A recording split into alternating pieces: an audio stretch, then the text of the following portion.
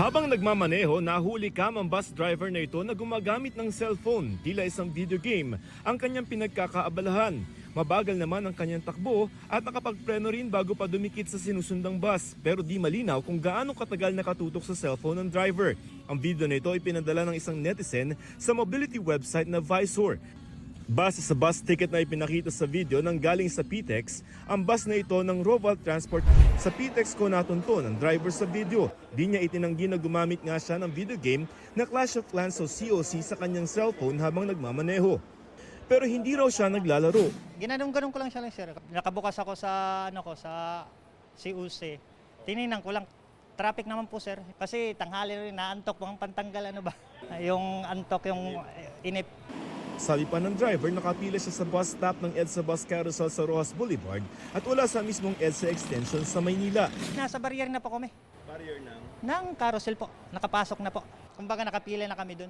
Iniimbestigahan na ng LTFRB ang insidente at maglalabas din daw sila ng show cause order sa driver at sa kumpanya ng bus.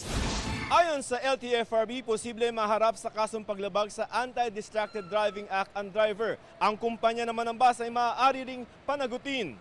Bawal gumamit ng cellphone habang nagmamaneho. For the bus company naman po, for employing an employee who is negligent, the franchise can be may suspension ng lisensya. Harapin ko na lang po sir yung Mali ko naman talaga sir. Sinubukan din naming tawagan at i-message ang Roval Transport Cooperative pero hindi pa ito sumasagot sa amin. Base sa Republic Act 10913 o Anti-Distracted Driving Act, itinuturing na distracted driving ang pagsusulat, pagsisend at pagbabasa ng text, pagtawag o pagtanggap ng tawag, pati paglalaro, panonood, pagsusurf at iba pa. Bawal ang mga ito habang umaandar o kahit nakatigil sa stoplight. Hindi naman distracted driving kung hands-free o ginagamitan ng speakerphone, earphone o mikropono. Basta hindi nakasasagabal ang cellphone sa line of sight ng driver o view habang nagmamaneho. Exempted sa patakaran ang mga emergency call o yung nagmamaneho ng emergency vehicle tulad ng ambulansya at fire truck habang gumagawa ng emergency assistance. Ang mga mapapatunayang lumabag ay maaaring pagmultahin na mula 5,000 piso hanggang 20,000 piso. Maaari ring masuspindi o bawiin ang driver's license.